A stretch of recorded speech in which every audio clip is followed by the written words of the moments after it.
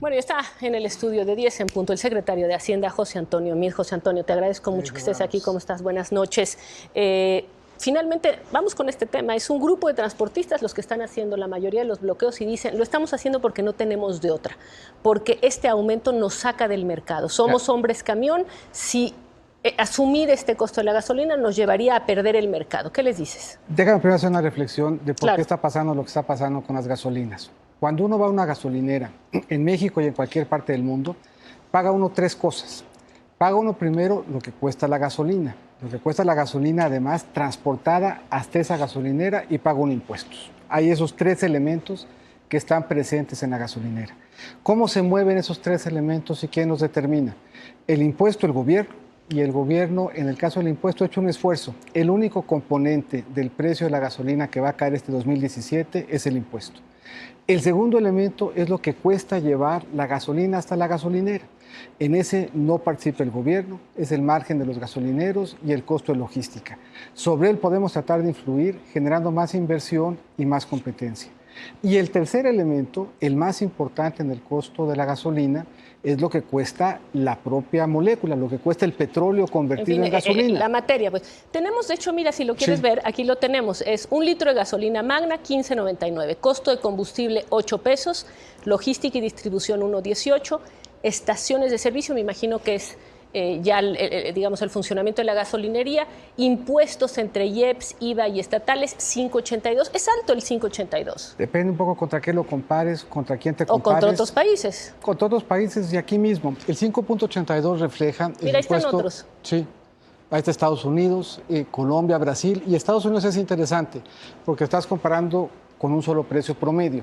Y en Estados Unidos la diferencia entre los precios con Texas o con California alcanza a ser más del 30%, porque justamente lo que hay que considerar es que la gasolina cuesta la molécula, cuesta moverlo y cuesta además los impuestos. Oye, pero la gasolina de Pemex vendida en Houston, y ahorita no vamos a meter toda esta información, que traemos una nota, es la más barata, es muchísimo más barata que aquí, equivalente a 9 pesos. Y la gasolina en Texas es más barata. No, pero la de Pemex es la más barata de las de Houston. Son gasolineras franquicia que trabajan en un mercado distinto, con impuestos distintos y con logísticas diferentes. Bueno. A ver, Shell en Houston cuesta diferente que Shell en California. Pero acá, de nuevo, lo que es importante registrar es, hay tres componentes. Un componente es el precio de la gasolina, que es el 8 otro pesos. es moverlo y el otro son los impuestos. Los impuestos bajaron del 16 al 17 y el costo de la gasolina se incrementó. Esa no es una decisión del gobierno, ese no es un tema que el gobierno pueda controlar, ni este gobierno ni ningún otro.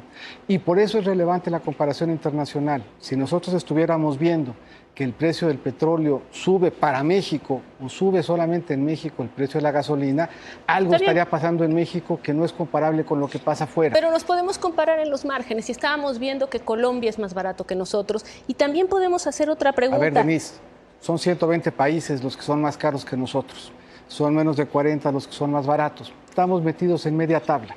Tenemos tres alternativas de impuestos en México: los IEPS, el IVA y el impuesto sobre la renta.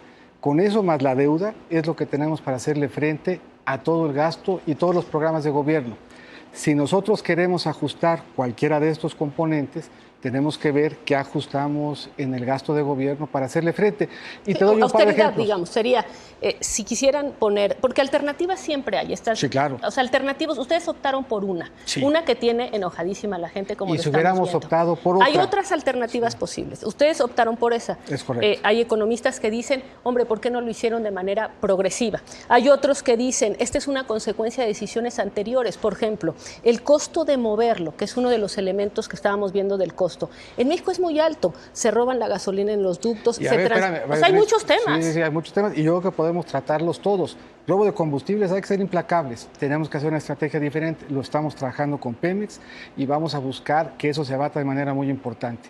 Inversión, se está abriendo para que pueda haber inversión, para que quien crea que hay manera de llevar la gasolina más barata pueda participar. Eso es la primera vez que puede pasar en México en 78 años. ¿Haberlo hecho progresivamente?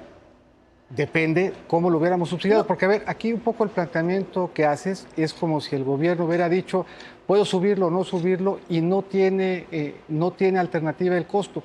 ¿Cómo lo fondeas? Porque otra vez, de nuevo, hay que recordar que lo que se está haciendo más caro es lo que cuesta la gasolina. De algún lugar habría que sacar el dinero para hacerle frente. ¿De dónde lo recortamos? Un poco a quien piensa que había otra alternativa, sí, pues la pregunta que tú también lo debes pensar. Tienes que haber decidido entre varias. Y todos los días lo revisamos. Y te pongo un poco para poner en perspectiva los números. Haber mantenido el precio por un año hubiera costado 200,000 millones de pesos.